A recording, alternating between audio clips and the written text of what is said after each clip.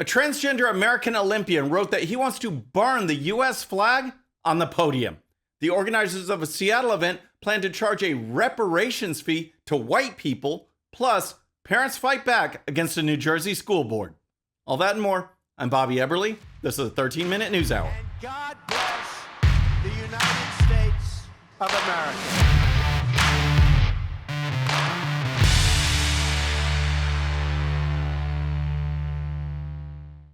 All right, friends, welcome to the show. Happy Wednesday. I hope you're having a great week. If you're new to the show, thank you so much for tuning in. We're going to start with the woke Olympics because the days of men competing against men and women competing against women appear to be over. Fairness is gone. Common sense is gone. In its place, we have woke policies on men and women and anti-American attitudes from America's own athletes. Now, part of the blame has to be leveled against these American sports organizations who seem unwilling or unable to do anything about their own athletes. They continue to coddle them, and they accept behaviors like kneeling for the national anthem.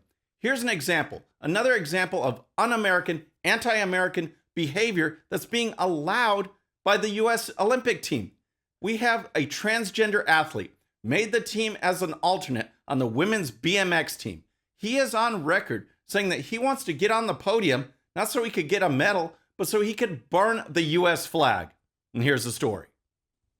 A transgender athlete who will represent the U.S. at the upcoming Olympics has threatened to burn the American flag on the medal stand. BMX freestyle rider Chelsea Wolfe, who qualified as an alternate, has said that winning an Olympic medal would provide a chance to burn a U.S. flag on the podium. Wolfe, who was born a male, attacked the Trump administration in a May 25, 2020 repost of a Pink News story about the Trump administration's opposition to biological males competing in women's sports. My goal is to win the Olympics so I can burn a U.S. flag on the podium.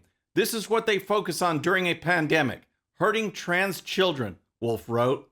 The post has since been deleted, but Fox News posted it Monday, prompting the bike rider to release a statement calling the Trump administration fascist and that the post doesn't reflect hatred of the U.S. per se. Can you believe this? Now, let's make one thing clear. Again, men should compete against men and women should compete against women. There is no transition. You don't go from being a man to a woman or a woman to be a man. Ever. The biology does not change. And for this issue to come into sports, not only is it an attack on women's sports, but it's an attack on our sense and sensibilities. And then we have this whole anti-American attitude. How is this person not disqualified? Why is this person still on the team when he writes that he wants to burn the U.S. flag? Now, when that story came out, now he's issuing a statement trying to clarify his remarks. And here's more. Anyone who thinks that I don't care about the United States is sorely mistaken, Wolfe said. I take a stand against fascism because I care about this country, and I'm not going to let it fall into the hands of fascists after so many people have fought and sacrificed to prevent fascism from taking hold abroad. As a citizen who wants to be proud of my home country, I'm sure as hell not going to let it take hold here. Beth Stelzer, president of Save Women's Sports, called it a shame that Wolfe had sidelined a biological female. It is an absolute shame that in the first year of women's BMX in the Olympics, there will be a male alternate on the women's team, Ms. Stelzer said in an email. There are women who fought hard to obtain this division in the Olympics. One of those women will now have to sit on the sidelines. Yep, this is women's BMX. That means there is a person, a woman, who trained, who worked, who should be on the team and will be sitting at home, not going to the Olympics because a man took her place. And this isn't the only issue going on at the Olympics. We have Laurel Hubbard, a woman's, so-called woman's powerlifter. It's a guy. He's already competed in women's events and wins medals. That means there is a woman out there who worked hard, who did not place, who did not medal, who did not get on the podium because of this guy. He's being allowed in women's powerlifting at these Olympics. We see this on and on and on and on, folks. We need to have men compete against men and women compete against women. But if you don't want that, then here's an idea for the radical left. How about in the sense of fairness and a sense of equality and equity for transgenders, we'll just do away with gender sports. How about that? For running, for weightlifting, for whatever it is, no men's division, no women's division. They just all compete together. How do you like that? How do you think the radical left will like that, who are supposed champions of women's sports? I don't think they'd like it very much, but they keep pushing this on us. All right, next, let's talk about reparations fees. But first, if you're new to the show or haven't subscribed yet, regardless of platform, just search out my name, hit that subscribe button, make sure notifications are turned on. That way you can follow the show and help us grow. Okay, how about a dose of reparations? This time in the form of a white reparations fee. That's right. There's a Seattle gay pride event, or I guess pride event is what they say now, because every kind of group is now represented. They plan to have an event where if you are white and attend, they're going to charge you a fee. No one else gets charged, but a white reparations fee for attending. Is that fair? No. Is it discriminatory? Yes. But the radical left doesn't care. They are the ones that talk about inclusion and fairness and tolerance. Yet, they are being discriminatory and unfair in these practices. But they don't care. They want to charge a white reparations fee. And here's the story. A pride event in Seattle is charging white attendees up to $50 in reparations fees, prompting backlash over whether the organizers were promoting reverse racism. The event, which will be held on Saturday in Jimi Hendrix Park, is being hosted for Black and brown members of the LGBTQ community and aims to lift up their voices, narratives, and contributions, according to organizers. Okay, real quick, there's no such thing as reverse racism. It's either racism or it's not. There's nothing reverse about it. And here's the details on this reparations fee. All are free to attend. However, this is a Black and brown, queer, trans, centered, prioritized, valued event, organizers wrote on the page of the event, which is called Taking Black Pride. White allies and accomplices are welcome to attend, but will be charged a $10 to $50 reparations fee that will be used to keep this event free of cost for Black and brown, trans, and queer community. The event description continued. White allies and accomplices. What in the world is that? Gone are the days of the great American melting pot. Now, unless you embrace the radical left agenda, you are labeled a white accomplice or ally.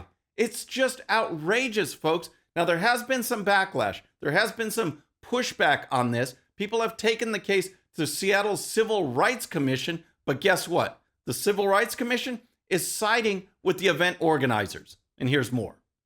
Black, trans, and queer peoples are among the most marginalized and persecuted peoples within the LGBTQIA2S+ community, the commission wrote in a letter posted to Twitter. They often face shame, not only from the cis heteronormative community, but within the queer community at large as well. And making the event free for the Black queer community, the organizers of this event are extending a courtesy so rarely extended by providing a free and safe space to express joy, share story, and be in community. Unbelievable. You know, I can't even keep up with all these letters anymore. It just keeps growing and growing.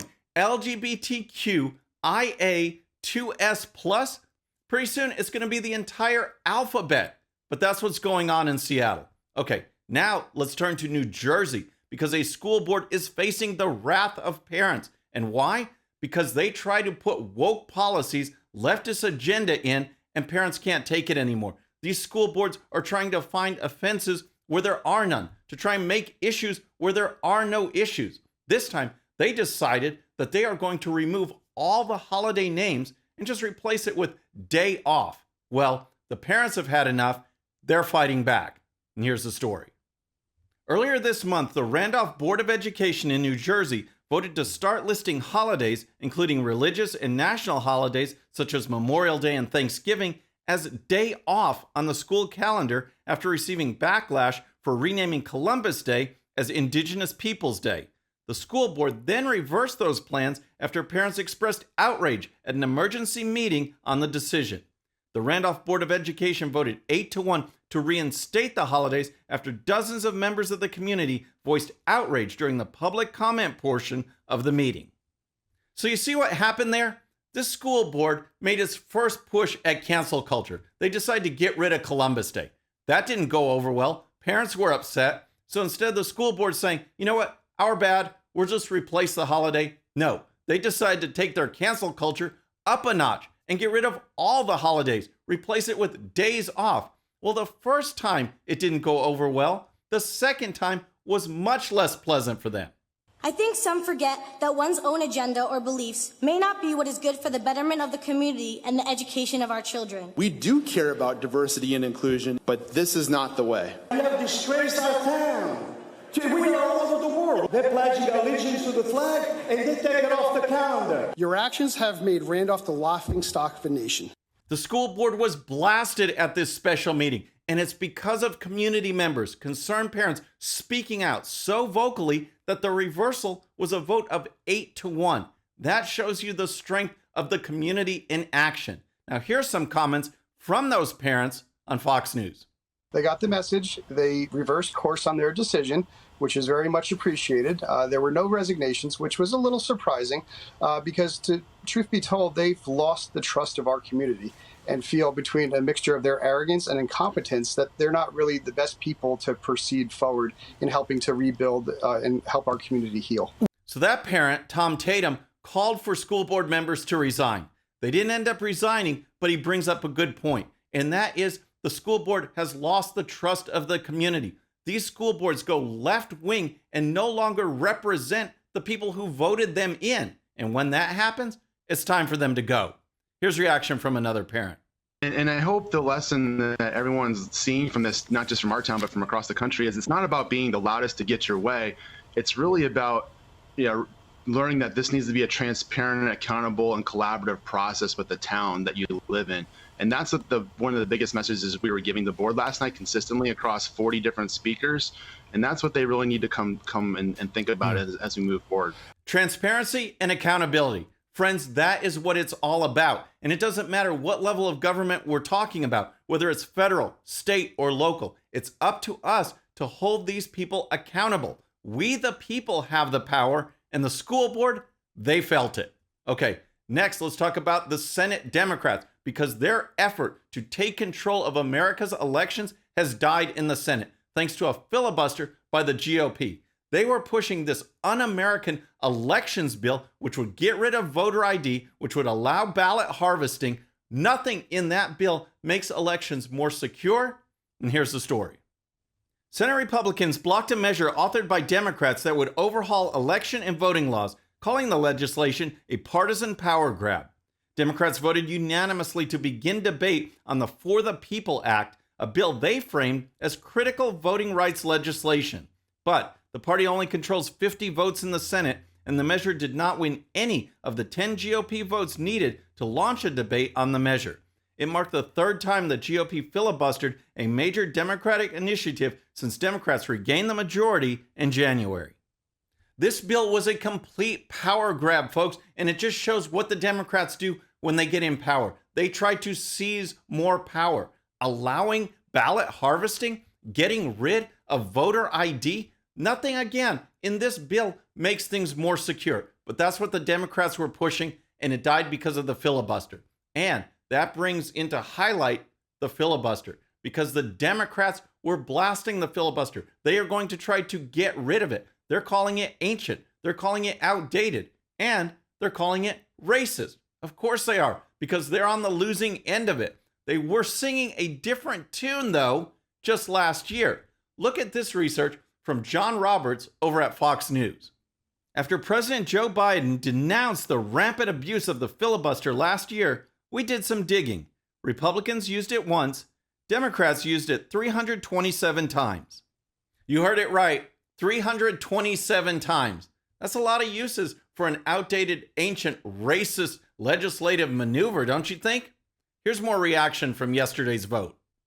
Senate Minority Leader Mitch McConnell called the bill the Democrats' transparently partisan plan to tilt every election in America permanently in their favor. Even centrist Republicans would not vote for the bill.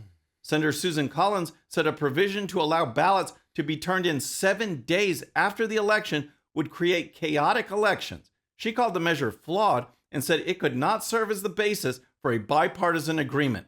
Senator Lisa Murkowski, a centrist Republican from Alaska, said the measure contained noteworthy goals, but she would vote against it.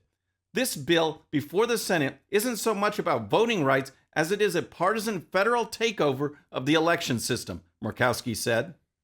Well, the bill was terrible, and I'm glad it's defeated, but it brings into highlight the battle for the filibuster. The Democrats want to get rid of it, and it is so close right now. We have a 50-50 Senate, and they are pushing to get rid of the filibuster. Luckily, we have Democrat Senators Manchin and Sinema who are against the filibuster, but it's just too close. That is a razor-thin margin, and it shows that our best strategy is to win elections, to not be in this situation, to win the House back, to win the Senate, and move on. Get real conservative legislation. That's what we need, folks. All right, friends, that's our show for today, but don't forget, if you're new to the show or haven't subscribed yet, regardless of platform, just search out my name, hit that subscribe button, make sure notifications are turned on. That way you can follow the show and help us grow. Thanks again for tuning in. Our next show will be Friday. Please tune in, and I'll see you next time. I'm Bobby Eberle. This is a 13-minute news hour.